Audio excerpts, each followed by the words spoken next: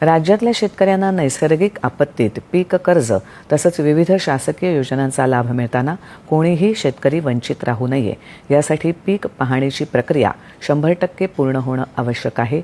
हे लक्षात घेऊन सरकारनं रब्बी हंगामासाठीची पीक पाहणीची मुदत 31 मार्चपर्यंत वाढवण्याचा निर्णय घेतला आहे. यामुळे अधिकाधिक शेतकऱ्यांची नोंदणी पूर्ण होऊन त्यांना शासकीय लाभ मिळू शकतील, असं महसूल मंत्री चंद्रशेखर बावनकुळे यांनी विधानसभेत सांगितलं. 25 जानेवारी 2026 पासून सहाय्यक स्तरावर पीक पाहणीची नोंदणी सुरू करण्यात आली आहे.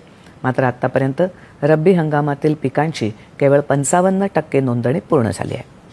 सुमारे 45% शेतकरी या नोंदणी प्रक्रियेपासून लांब आहेत. ही नोंदणी 100% पूर्ण व्हावी या हेतूनं सरकारनं मुदत वाढवण्याचा निर्णय घेतला आहे. पीक विम्यासह सरकारी योजनांचा लाभ मिळवण्यासाठी पीक पाहणी अत्यंत महत्त्वाची आहे. ते विचारात घेऊन ही मुदतवाढ केल्याचं बावनकुळे यांनी सांगितलं.